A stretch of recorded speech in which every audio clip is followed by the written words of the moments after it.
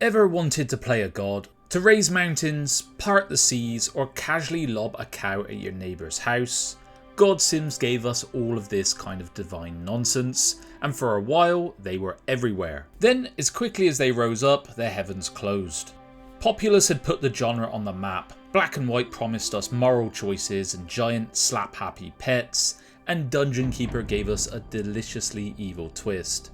But after that, we had silence. Big studios had decided God games weren't worth the risk. The budgets had gone sky high, and what we've ended up with instead are these odd experiments and half-baked revivals that never quite delivered. And that's a real shame in my opinion, because I think God Sims were unlike anything else in the gaming genre. They let you be creator, destroyer, saint and tyrant, and sometimes in the same 5 minutes. They were ambitious, they were quirky, and when they landed, they were ridiculously fun. It feels like a genre that deserves another shot at glory. But if you guys enjoy strategy, sims, and the occasional bit of casual smiting, do subscribe to LT Gaming. It's really helping the channel grow, and you'll be first in line for more of these deep dives. Right then, let's roll back to the very beginning, 1989, when a little game called Populous gave us the first taste of godhood. Okay, first up is Populous, the game that started it all back in 1989, designed by the iconic Peter Molyneux. This was the original God Sim, the one that basically invented the idea of shaping land and guiding followers. And guiding here usually meant raising the ground so your people don't drown, then hoping they get on with it while you nudge the world around them. The genius of Populous was in its simplicity. You didn't directly control your people, you shaped the world around them. Flatten the land so they could build, raise hills to protect them, and drop the occasional divine disaster on anyone who got a bit too uppity.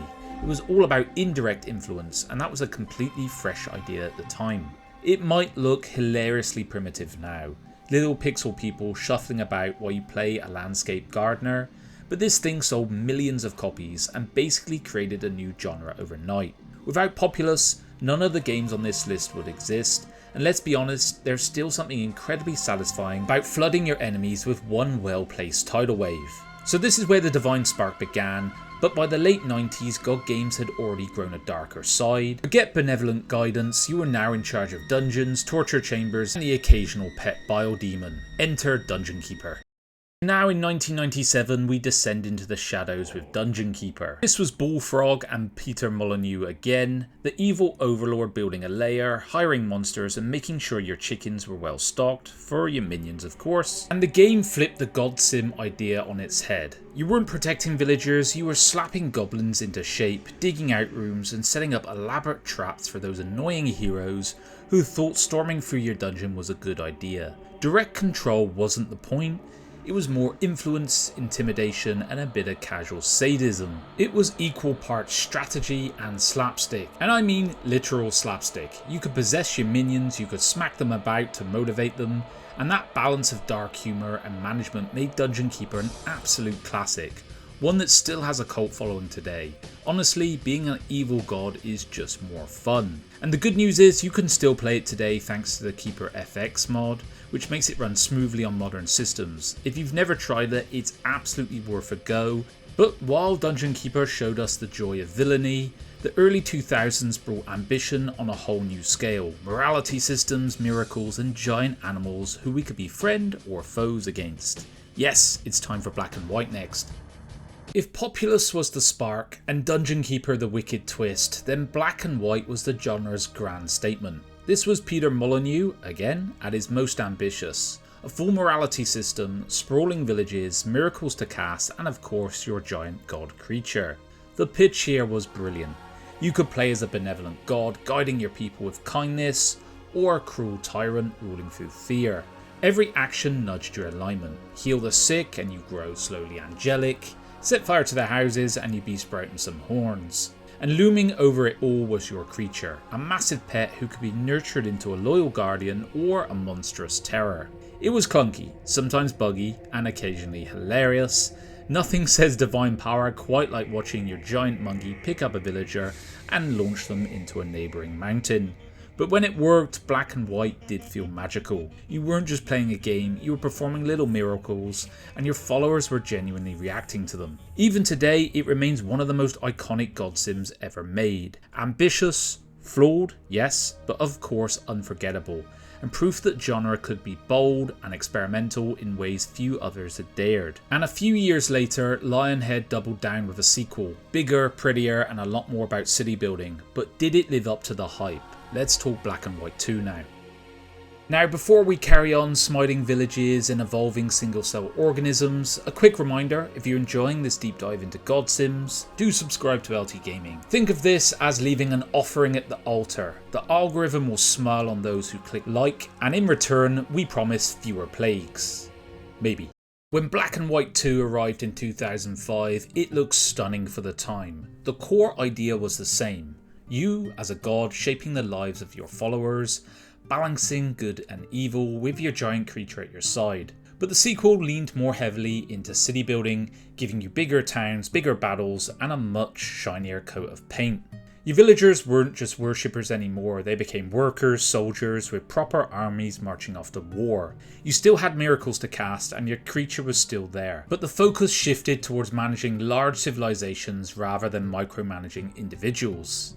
And to be honest, it lost some of the quirky charm of the first game. Fewer moments of watching your creature misbehave in hilarious ways, more moments of staring at housing layouts and food supplies. But to be completely fair, there was still plenty of joy to be had in hurling a fireball at an enemy city or watching your colossal pet stomp into battle like a furry wrecking ball. It just didn't quite capture the magic of the original, but it's still remembered fondly. For many players, it was their first taste of a God game and remains one of the last big budget attempts at the genre. After that, the age of the God Sim began to fade. But in 2008, Maxis gave us something which was less traditional God game, and more evolution simulator on a galactic scale. Yes, it is time for Spore next. Next up is Spore in 2008. Maxis' wild attempt to let you play God, not just over a village, but over an entire universe. You started as a tiny cell swimming about and slowly evolved into a creature, built tribes, formed civilizations, and eventually blasted off into space to rule the stars. The sheer scope was staggering. You didn't just guide people, you shaped life itself, deciding how it looked, behaved, and eventually spread across the galaxy. Want to create majestic predators? Go for it.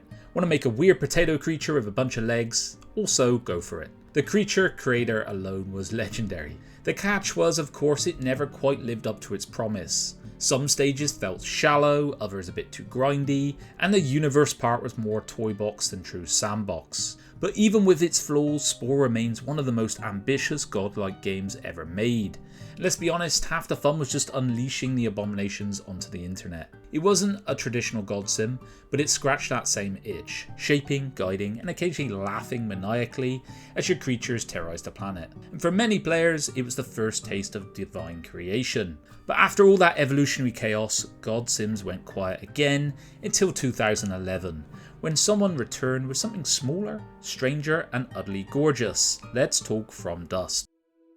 In 2011, Eric Chahai, the mind behind Another World, gave us From Dust, a God game that was stripped back to the basics. You didn't manage people directly, you shaped the land itself, raising mountains, diverting rivers, holding back lava.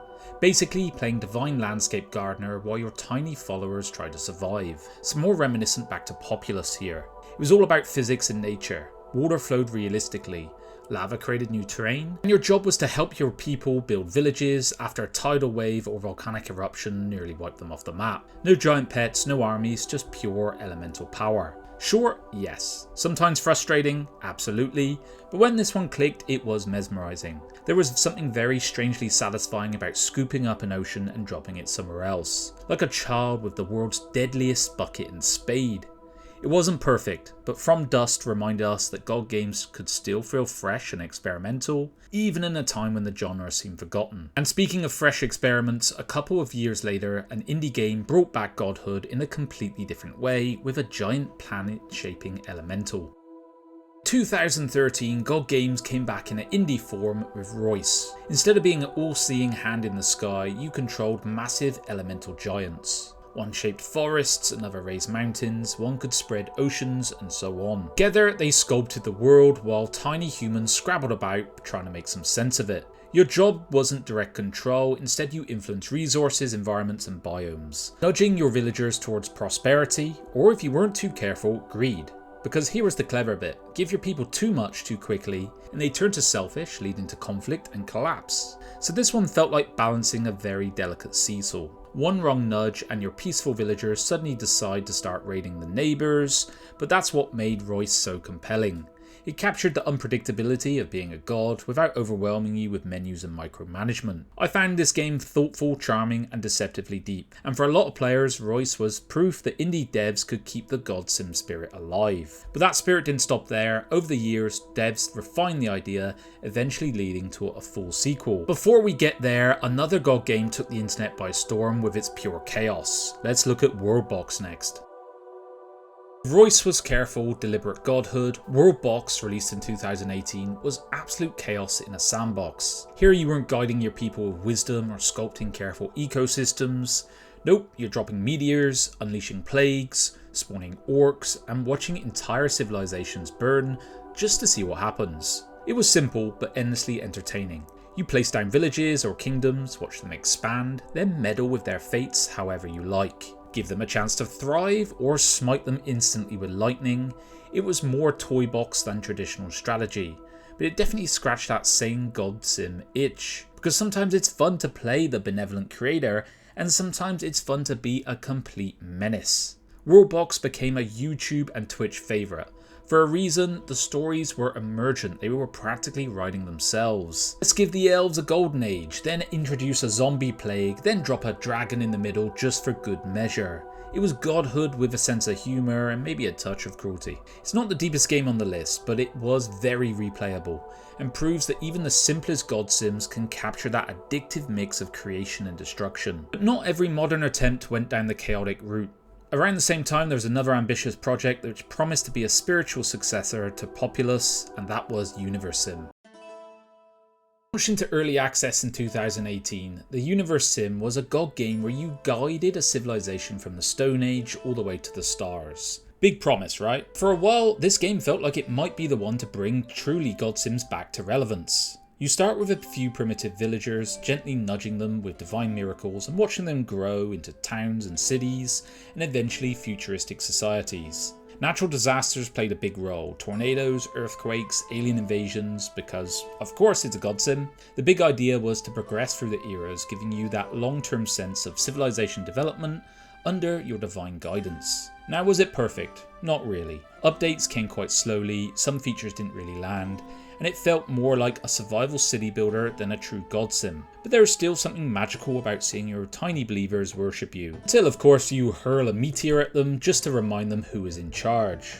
The Universim never quite reached its full potential for me, but it deserves credit for the ambition.